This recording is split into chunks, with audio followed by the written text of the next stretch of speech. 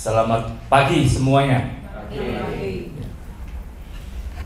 Pada pagi ini kita akan belajar bersama-sama firman Tuhan dengan tema mengapa orang benar menderita.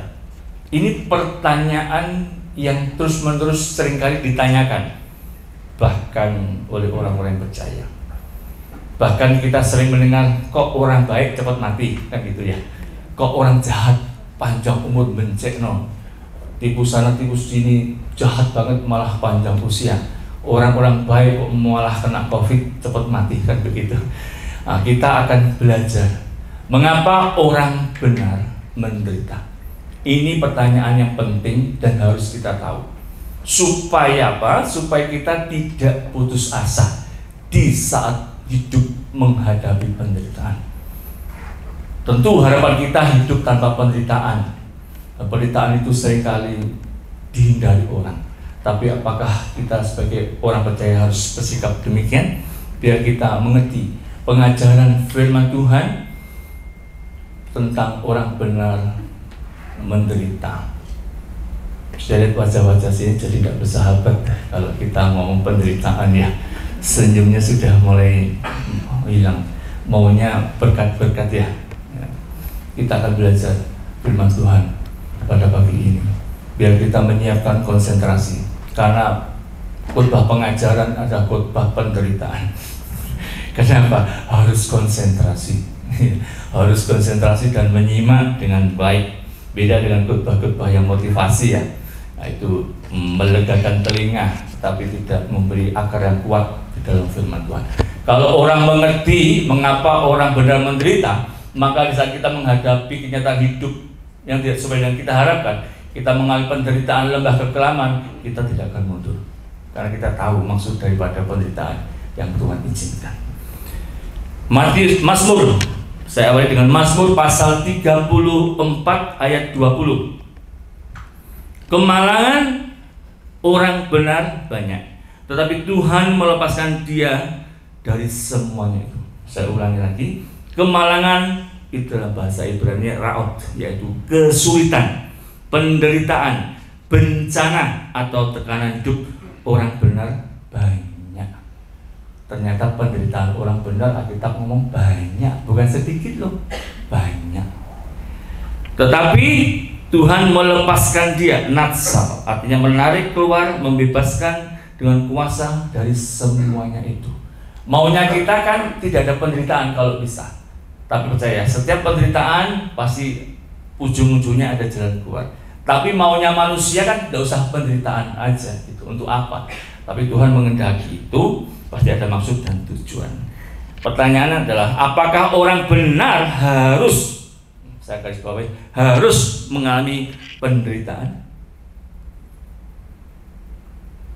Itu jadi pertanyaan dalam hati kita. Apakah orang benar harus mengalami penderitaan? Saya beritahu, kita sini orang benar ya. Sekalipun kita nggak benar, tahu ya. Kita orang benar karena dibenarkan oleh darah Yesus. Ya, kita anggap kita orang benar karena sudah dibenarkan oleh darah Yesus. Kita sudah hidup benar ini. Jadi orang benar sudah hidup benar, tapi masih mengalami penderitaan. Apakah orang benar harus mengalami penderitaan? Saya katakan tidak selalu, dalam arti pasti terus menerus. Saya ulangi, tidak selalu dalam arti pasti menderita terus menerus. Tetapi penderitaan adalah bagian yang tidak dapat dipisahkan dari kehidupan orang benar. Penderitaan bukanlah suatu pilihan, tetapi kenyataan bagi orang yang hidup benar. Itu kenyataan hidup dari orang benar yang betul-betul hidup benar. Apakah manfaat atau makna penderitaan bagi orang benar? Itu yang akan kita tahu. Dan bagaimana sikap orang benar ketika menghadapi penderitaan. Kita belajar beberapa pandangan tentang penderitaan. Yang pertama dari filsuf kuno, yaitu Sokrates pada abad ke-4 sebelum Masehi. Dia mengatakan penderitaan adalah sarana untuk pengenalan diri dan kebenaran. Dia mengatakan demikian, kalimat yang luar biasa. Lebih baik menderita karena berbuat benar daripada hidup nyaman dalam kesalahan. Ini kalimat yang luar biasa. Lebih baik menderita karena berbuat benar daripada nyaman dalam kesalahan. Aristoteles, itu filsuf sejamannya, juga berkata demikian. Penderitaan bisa menjadi sarana untuk membentuk kebajikan. Kesabaran, keberanian, dan keteguhan tidak akan muncul tanpa penderitaan. Maka penderitaan dapat menjadi alat pendidikan moral. Lalu Soren Kierkegaard, seorang filsuf juga, seorang filsuf eksistensi, apa itu namanya? Soren Kierkegaard mengatakan penderitaan adalah jalan menuju iman sejati. Penderitaan membuat manusia menyadari keterbatasannya dan mendorongnya berserah kepada Allah. Betul ya? Orang kalau semakin diberkati, makin berserah sama Tuhan enggak? Kecenderungan enggak? Orang kalau semakin punya segalanya, itu cenderung, tidak semua. Orang kaya yang sudah dalam Tuhan selalu mengandalkan Tuhan. Tapi kecenderungan manusia pada umumnya, kalau lagi di bawah menderita, mengandalkan Tuhan. Tapi kalau sudah diberkati luar biasa, dia tidak lagi mau mengandalkan Tuhan. Karena semuanya sudah ada. Mau kemana ada, tidak ada penderitaan. Makanya negara-negara barat itu yang dulu makmur, sekarang menjadi ateis. Karena tidak ada penderitaan, tidak ada pergumulan hidup. Semuanya sudah tersedia. Sehingga dia merasa tidak perlu mengandalkan Tuhan, tidak perlu berserah kepada Tuhan. Nah, apa pandangan dunia modern sekarang tentang penderitaan? Dunia modern mengajarkan bahwa penderitaan itu musuh kebahagiaan, harus dihindari. Pandangan dia mengatakan bahwa jika kamu menderita, berarti ada sesuatu yang salah dalam hidupmu. Berarti kalau ada orang benar menderita, itu pasti penghakimannya pasti dia berbuat dosa. Gitu. Kalau ada pendeta hamba Tuhan menghadapi problem masalah, lalu masyarakat dunia, orang dunia akan mencat, oh itu pendetanya pasti sih berdosa, berbuat dosa. Begitu, itu pandangan dunia. Karena bagi dunia penderitaan itu harus dihindari. Dan kalau orang menderita pasti ada dosa. Itu kan sering kita lakukan ya, kita judge gitu ya. Kalau orang jatuh dalam dosa, mau masalah, pasti dia sumber dosa itu. Survei psikologi dan sosial antara kesenangan dan penderitaan saya dapatkan, hasilnya 90-95% responden menyatakan bahwa mereka itu mencari kebahagiaan. Hidup ini mencari kebahagiaan, mencari kenyamanan, mencari kesenangan. Itu survei kebanyakan orang. Ya, 90%, 80-95 begitu. Tidak menyukai yang namanya penderitaan. Di sini ada yang suka penderitaan? Enggak ada juga kan? Tapi kalau sampai menderita, sudah kabur ya. Tetapi mereka yang tadi 90-95% tadi itu mengakui bahwa 70% bahwa penderitaan itu justru membentuk karakter, kedewasaan, dan makna hidup. Mereka mengakui, memang mereka cari hidup sukanya nyaman, senang, tapi mereka mengakui bahwa penderitaan itu bisa membentuk hidup lebih baik melalui penderitaan. Sigmund Freud, seorang psikologi modern ya, psikoanalisis, mengatakan demikian. Manusia secara alami menghindari penderitaan karena otak manusia dirancang mencari kenikmatan. Betul ya? Makanya tidak banyak orang atau bahkan orang Kristen ini sukanya di gereja yang apa? Megah, dingin, gede gitu ya, nyaman. Termasuk sarana nyaman, termasuk khotbahnya yang nyaman. Kalau khotbah tentang penderitaan, khotbah tentang pengajaran yang menegur, menemplak, suka nggak? Nggak suka. Dia ngomong gini, aduh, Senin sampai Sabtu sudah kerja, stres, menderita, masuk Minggu khotbah lagi dengarkan dosa, dengarkan ini, aduh stres, tambah menderita lagi. Makanya banyak orang menghindari itu dan pilih gereja-gereja yang memberi kenyamanan dan lain sebagainya. Begitu. Itu kenyataan ya. Dan saya tidak menghakimi, memang begitu. Itu kata Sigmund Freud, memang begitu. Nah, kita akan kembali ke intinya. Di intinya, mengapa orang benar menderita? Jangan ngomong karena orang benar ada banyak duitnya ya. Ada banyak duit sehingga menderita. Coba kalau orang banyak duitnya pasti tidak menderita. Tidak juga. Orang benar pun kalau banyak duitnya pasti juga bisa mengalami penderitaan. Contoh, ayo, orang apa? Tapi mengalami penderitaan yang dahsyat. Ya, kita akan belajar apa penyebabnya orang benar menderita.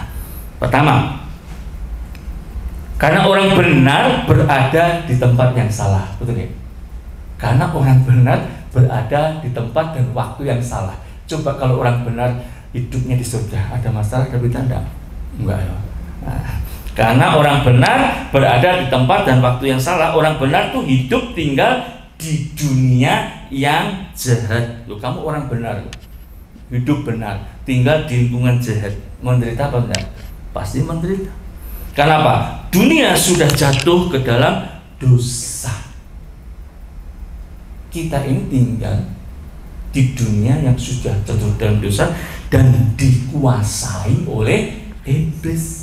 Iblis itu bapak pencuri, pembohong, pendusta, perampok.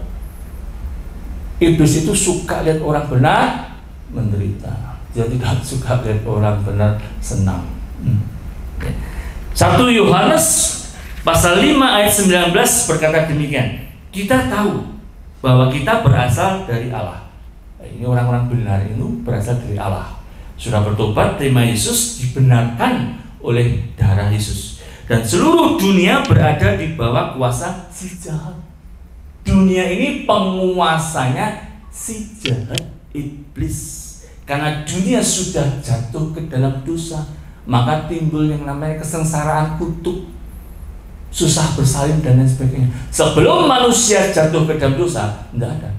Sejak kapan ada penderitaan di dunia? Sejak manusia jatuh ke dalam dosa. Sebelumnya tidak ada penderitaan. Alkitab pasal 1 sampai 2 tidak ada penderitaan. Pasal 3 jatuh ke dalam dosa, maka ada penderitaan. Sehingga ceritanya begitu banyak sampai berbab-bab sampai kitab Wahyu. Sampai pada akhirnya nanti penderitaan itu Tuhan pulihkan semuanya. Karena kita harus tahu, kita ini orang benar berada di tempat yang salah. Makanya terjadi penderitaan. Mau tidak menderita?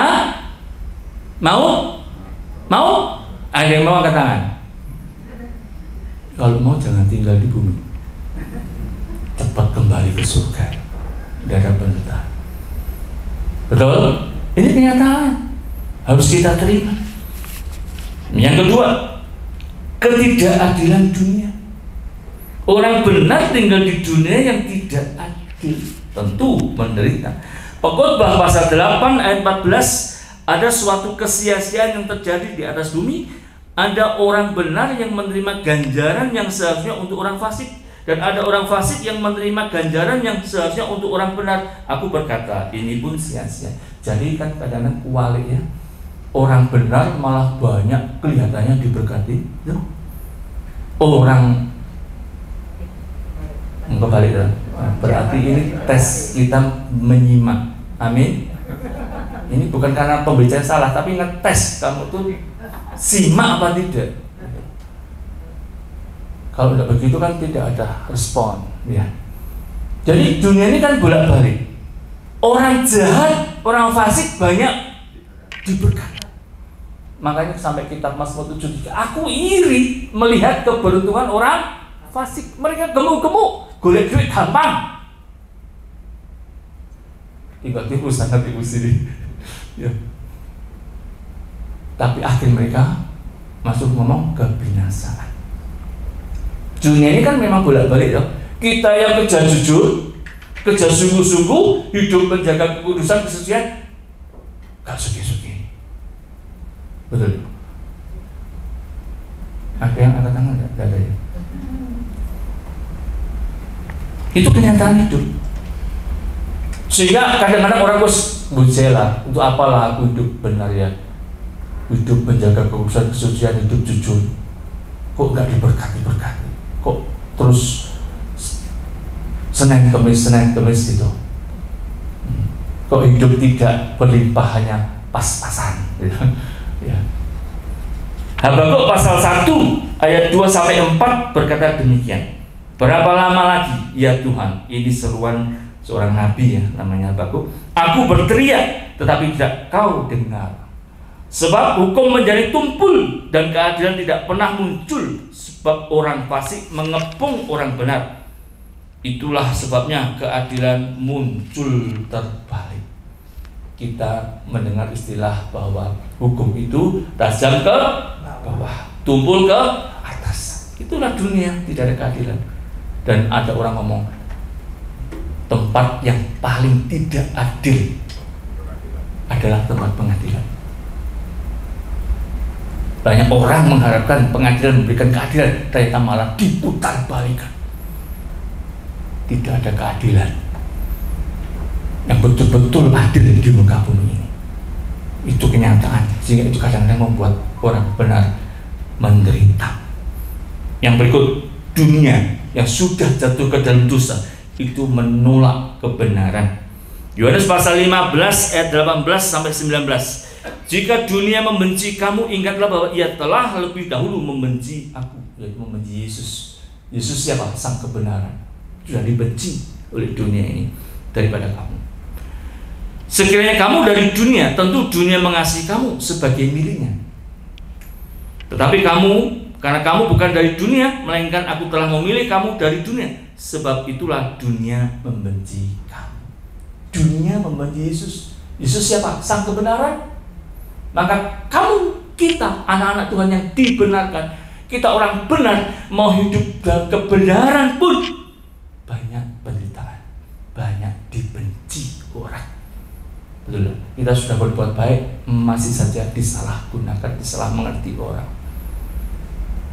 Saya beritahu ya, profesi atau pekerjaan, kalau boleh dikatakan begitu, yang paling banyak dibenci, dicaci maki orang itu pekerjaan atau profesi atau panggilan sebagai apa? Pendeta. Itu paling banyak dibenci orang. Makanya banyak pendeta yang mati muda itu. Yang keempat, misteri ilahi. Mengapa orang benar menderita? Ada misteri ilahi. Allah tidak selalu menjelaskan mengapa orang benar menderita, tetapi Ia menyatakan bahwa untuk apa penderitaan itu diizinkan.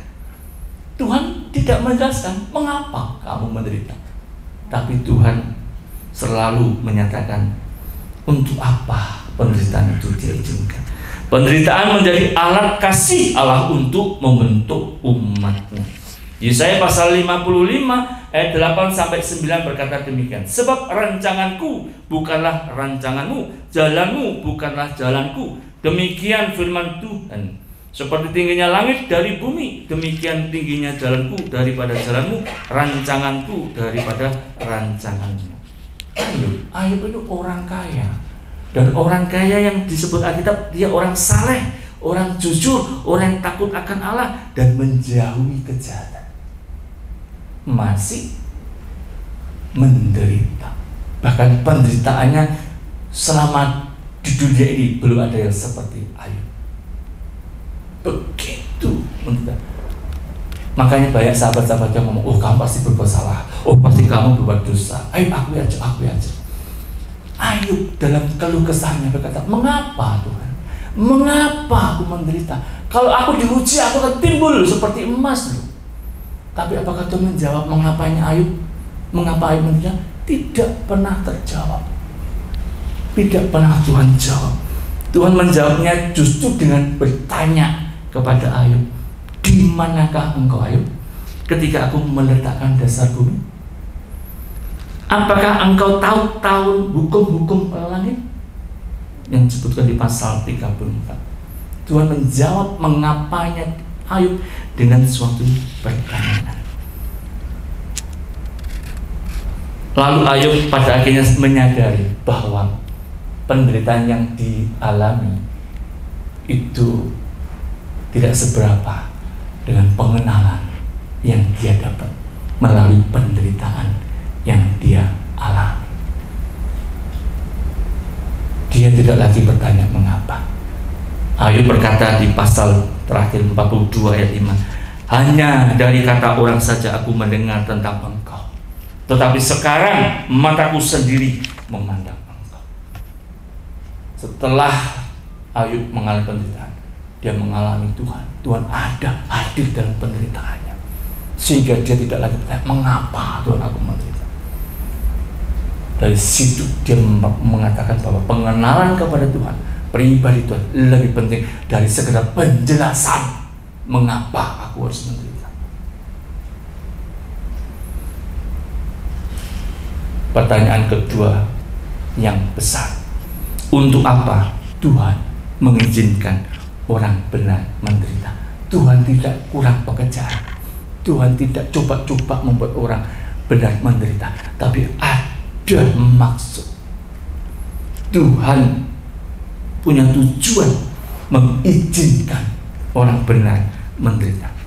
Yang pertama, penderitaan membentuk karakter dan iman orang benar.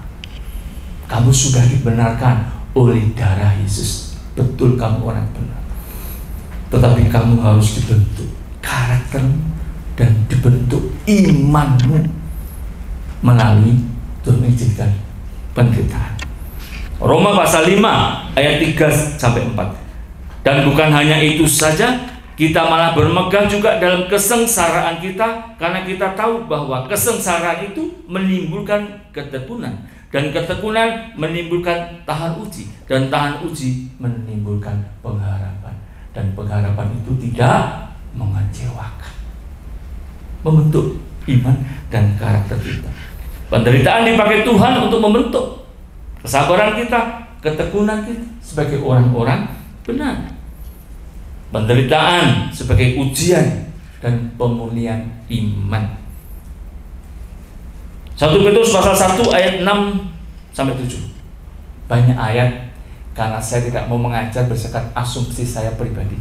Saya mau kasih sodor ayat bahwa penderitaan yang Tuhan izinkan punya maksud. Ini dasar Alkitab yang patut kita percaya, yang menguatkan kita, bukan karena apa kata pendeta, apa kata manusia, itu apa kata firman Tuhan. 1 Petrus pasal 1 ayat 6-7. Bergembirakan hal itu, sekalipun sekarang kamu seketika harus berduka cita oleh berbagai-bagai pencobaan. Maksud semua itu untuk membuktikan kemurnian imanmu yang lebih tinggi nilainya daripada emas yang fana, yang diuji kemurniannya dengan api, sehingga karena memperoleh puji-pujian dan kemuliaan dan kehormatan pada hari Yesus Kristus. Orang yang lulus ujian, taat, kuat dalam ujian, mendapat puji-pujian, dapat kemuliaan di hari Tuhan. Jadi ada maksud. Penderitaan yang Tuhan izinkan itu untuk menguji dan memurnikan iman kita. Karena kadang manusia kan merasa diri sudah benar, sudah baik, tapi di saat menghadapi penderitaan dia baru sadar bahwa dia itu siapa. Dia perlu yang namanya kesetiaan, dia perlu yang namanya mengandalkan Tuhan, dia perlu yang namanya mendekat pada Tuhan. Penderitaan sebagai sarana next level untuk kedewasaan kita.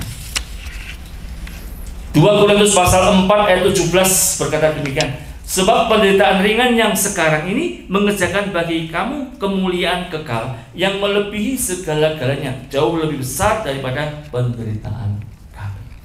Jadi Tuhan izinkan penderitaan sekarang ini, penderitaan ringan, tidak bisa dibandingkan dengan kemuliaan di depan. Jadi dalam penderitaan kita akan dibawa step by step menuju sesuatu yang lebih, value-nya lebih tinggi, yaitu sesuatu yang bernilai kekal. Jadi jangan takut, jangan khawatir kalau kamu menghadapi ujian, menghadapi cobaan, masuk dalam penderitaan. Itu membuat iman kita, rohani kita next level, memiliki kedewasaan. Penderitaan apapun yang kita alami di dunia ini tidak sebanding dengan kemuliaan yang akan kita terima. Katakanlah kamu menderita kerugian kehilangan uang 1 juta, tapi nanti kamu digantikan 1 M. Pilih mana? 1 M tentunya. Tapi kamu harus kehilangan dulu. Itu berbicara tentang jumlah. Tapi ini berbicara tentang value. Dari penderitaan yang remeh-temeh di dunia ini, kamu dibawa pada kemuliaan yang kekal. Itu kan kualitasnya beda. Bukan sekedar kamu kehilangan 1 juta diganti 1 M. Itu berdasarkan jumlah aja. Tapi ini value-nya tinggi. Seperti kamu kehilangan perak tapi dapat emas. Loh? Kamu kehilangan emas tapi dapat belian. Istri saya kehilangan emas tapi dapat emas Bambang kan gitu. Nah, lumayan gitu. 84 kilo. Nah, lumayan toh. Nah. Yang berikut, penderitaan sebagai sarana membentuk karakter Kristus di dalam kita. Melalui penderitaan, supaya karakter Kristus terbentuk di dalam hidup kita. Roma pasal 8 ayat 29. Sebab semua yang dipilihnya dari semula, mereka juga ditentukan dari semula untuk menjadi serupa dengan gambaran anaknya. Itu Tuhan mau kita semua menjadi serupa, memiliki karakter Kristus di dalam hidup. Tuhan pakai melalui penderitaan.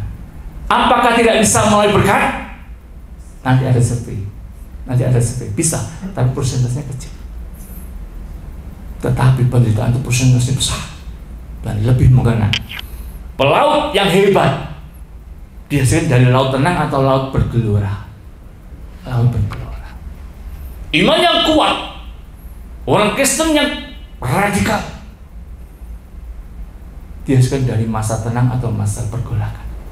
Tentu masa pergolakan, masa penderitaan. Jadi jangan takut penderitaan, tapi juga jangan mencari penderitaan, karena dia bisa datang sendiri. Amin. Yang kedua, mengapa Tuhan izinkan apa yang Tuhan harapkan dari penderitaan orang benar? Yang kedua, supaya kita ikut serta dalam penderitaan Kristus.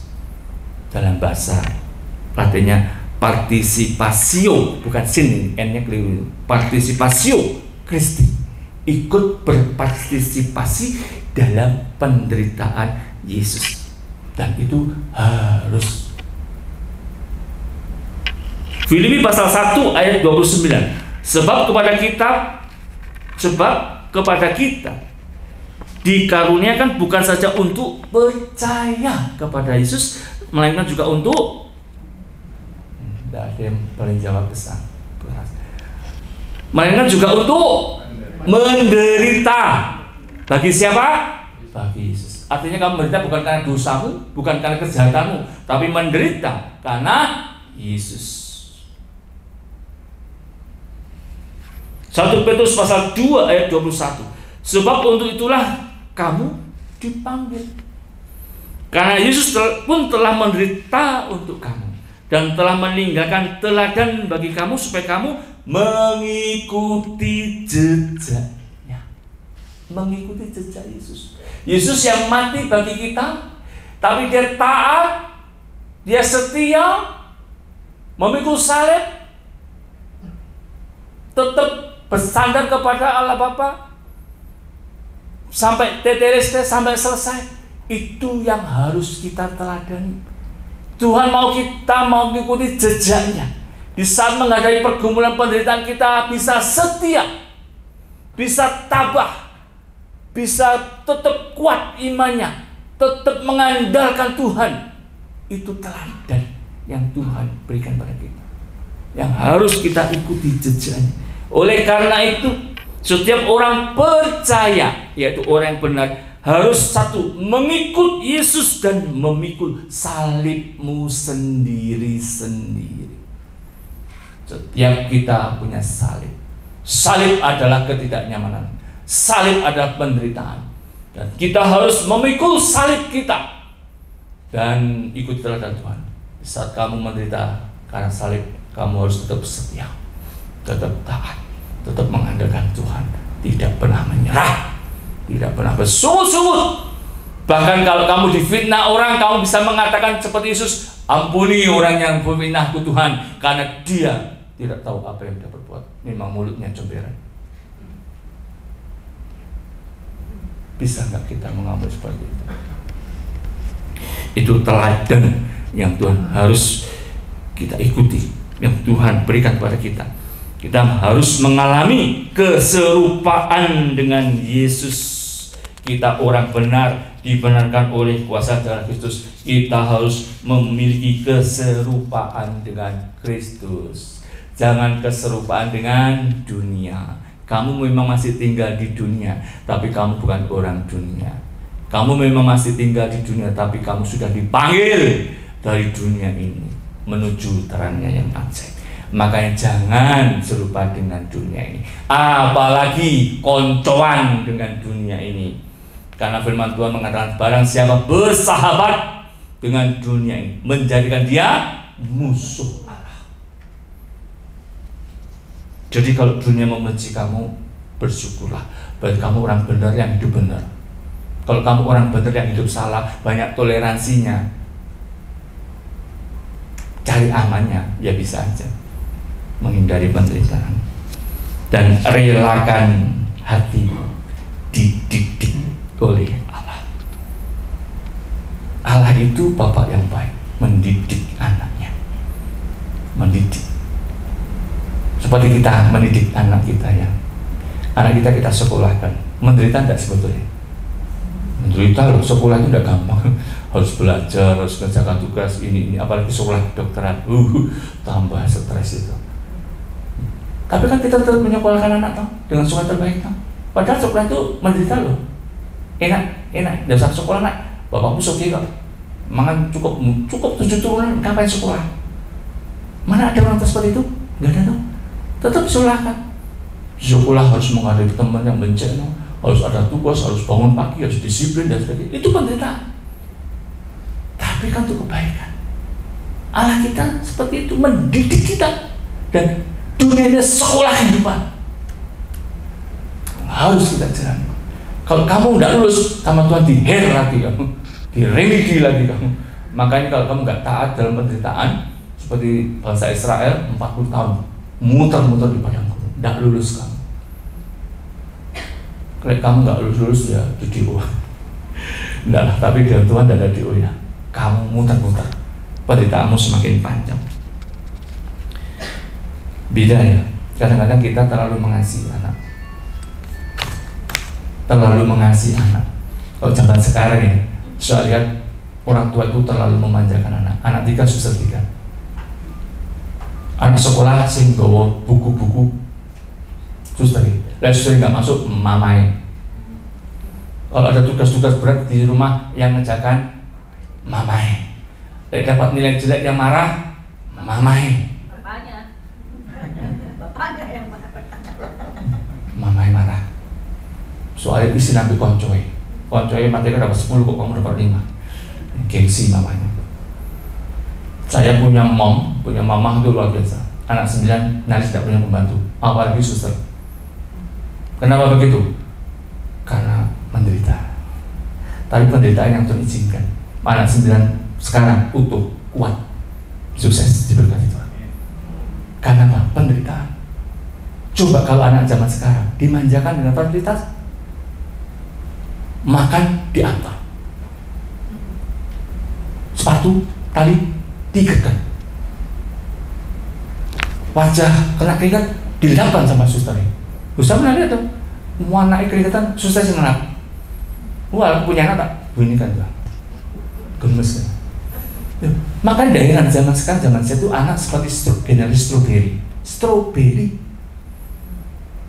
Ada sesuatu yang kalau masalah otak pinter-pinter, tapi masalah perjuangan hidup, daya tahan hidup tidak ada, mudah putus asa. Kenapa? Karena tidak mengalami penderitaan. Makanya orang tua yang baik harus memberi penderitaan dalam tanda kutip untuk anaknya.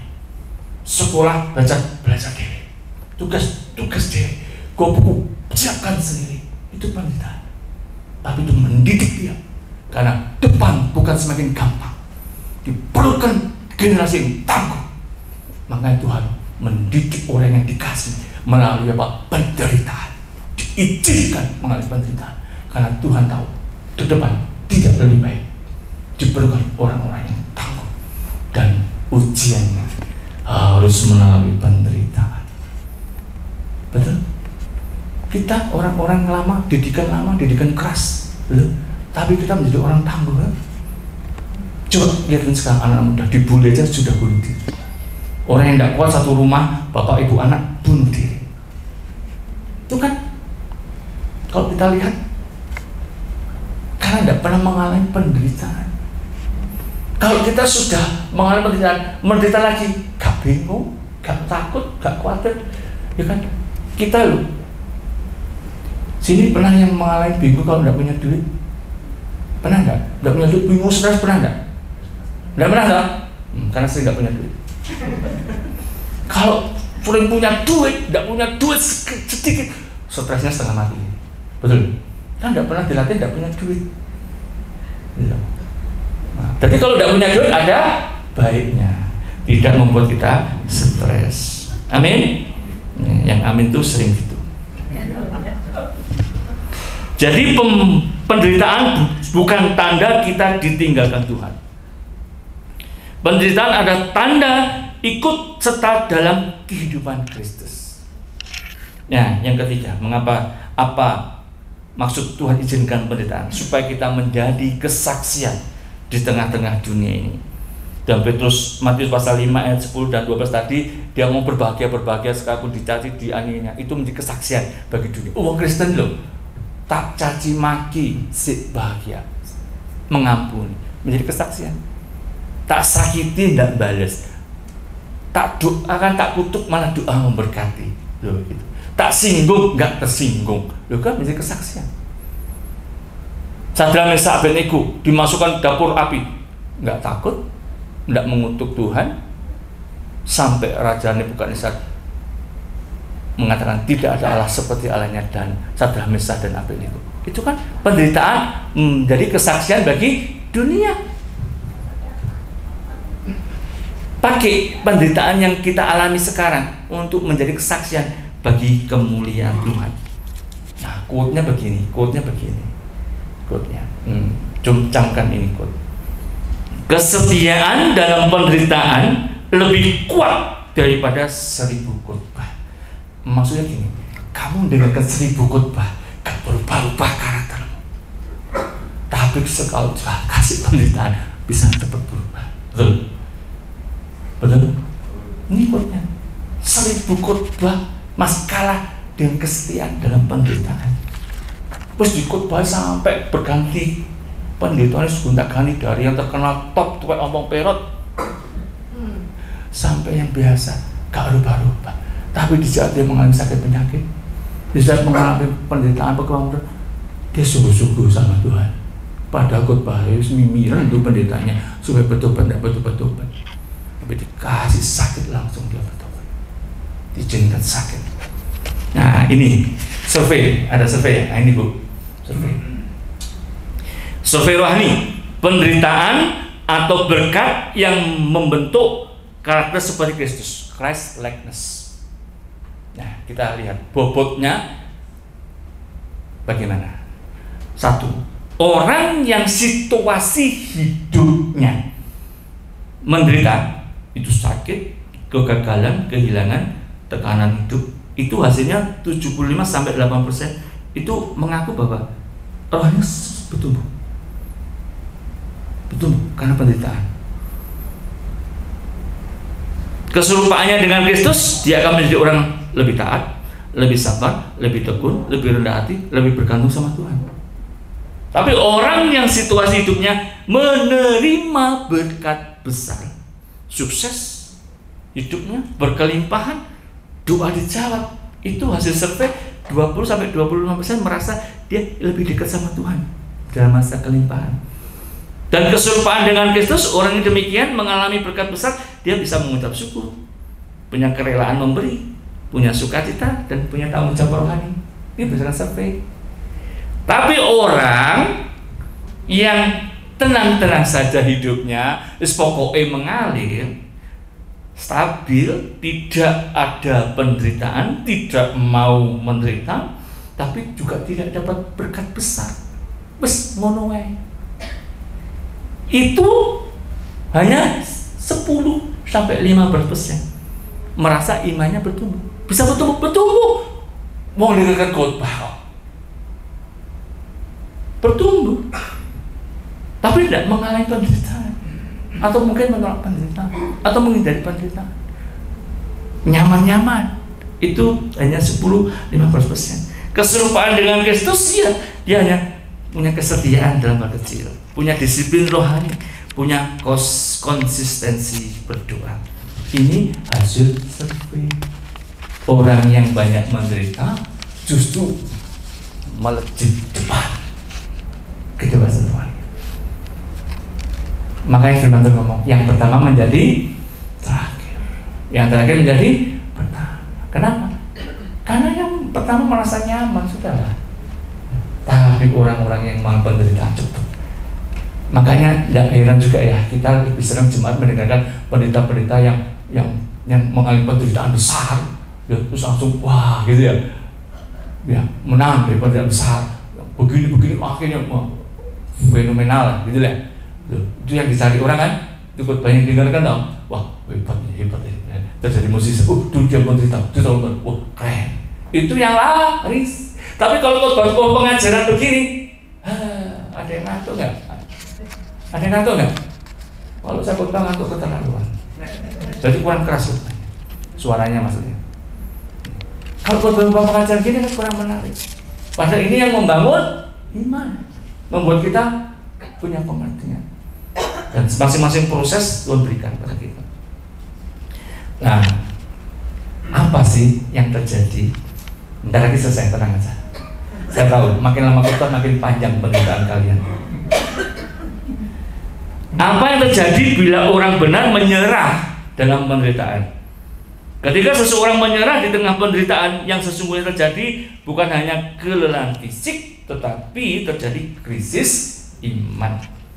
Penderitaan selalu menjadi ujian antara iman dan keputusasaan. Dia akan kehilangan arah rohani dan makna penderitaan. Imannya tidak bertumbuh dan pengharapannya jadi padam. Dia gagal melihat kemuliaan Allah di balik ujian atau penderitaan. Namun jika kita bertahan, maka iman akan dimurnikan, karakter akan dibentuk, mengalami janji Tuhan digenapi dalam hidup kita. Pernah lihat kepompong kupu-kupu? Sebelum dia menjadi kupu-kupu kan dia berusaha menghancurkan kepompongnya ya. Terus kamu kasihan, kamu buka kepompongnya, dia bisa terbang jadi kupu-kupu. Kamu bantu kan? Kasihan tau dia berusaha keluar dari kepompongnya kan? Kasihan, kamu buka kepompongnya supaya dia tidak menderita. Bisa dia terbang jadi kupu-kupu? Inilah gambaran orang benar. Kalau kamu tidak tuntas di dalam penderitaan, kalau kamu menghindari penderitaan, atau kamu menyerah saat mengalami penderitaan, kamu tidak bisa membaca Tuhan, kamu tidak bisa melihat kebaikan Tuhan, kamu akan menjadi kupu-kupu tapi tidak bisa terbang. Bagaimana sikap yang benar di saat orang benar menghadapi penderitaan? Ada 3. 1. Bersandar kepada firman dan berdoa.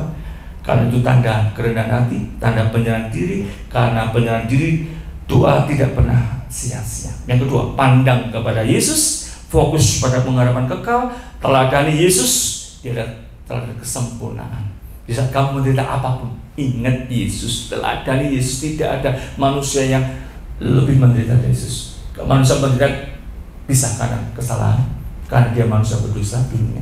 Tapi Yesus tidak pernah berdosa dan dia bukan manusia berdosa. Satu-satunya manusia di muka bumi yang tidak berdosa dan tidak pernah berbuat dosa itu hanya Yesus. Tapi dia juga menderita. Itu yang patut kita teladani. Bagaimana sikap kita? Kita harus fokus pada Yesus. Yang ketiga, mengandalkan kekuatan Roh Kudus. Jangan mengandalkan kekuatan nasi pecel. Jangan mengandalkan kekuatan tubuhmu. Kekuatan tubuhmu itu hanya karena perut aja. Kalau perutmu kenyang ya tubuhmu kuat. Kalau perutmu kosong itu tubuhmu lemah. Andalkan Tuhan. Maksudnya jangan mengandalkan kekuatan manusia. Andalkan Tuhan. Andalkan kekuatan Roh Kudus. Bersabar, bertekun dalam penderitaan. Dan ingat Tuhan punya waktu sendiri. Punya waktu sendiri. Tidak ada penderitaan yang Tuhan izinkan pada orang benar terjadi tanpa makna. Penderitaan yang dialami orang benar bukan tanda kutuk atau tanda Tuhan meninggalkannya atau tanda Tuhan tidak menyayanginya lagi. Justru penderitaan sebagai tanda bahwa Tuhan sedang bekerja di dalamnya. Penderitaan orang benar untuk membentuk karakter dan iman, ikut partisipasi dalam penderitaan Yesus untuk meneladaninya, menjadi kesaksian bagi dunia. Kita punya keteguhan iman, kesetiaan, dan ketaatan di tengah-tengah penderitaan. Dan jangan takut, ingat, setiap penderitaan punya expired date. Penderitaan itu ada jangka waktunya. Penderitaan itu ada expirednya. Jangan kamu perpanjang lagi expirednya dengan ketidaktaatan kamu. Amin. Beri kemuliaan bagi Tuhan.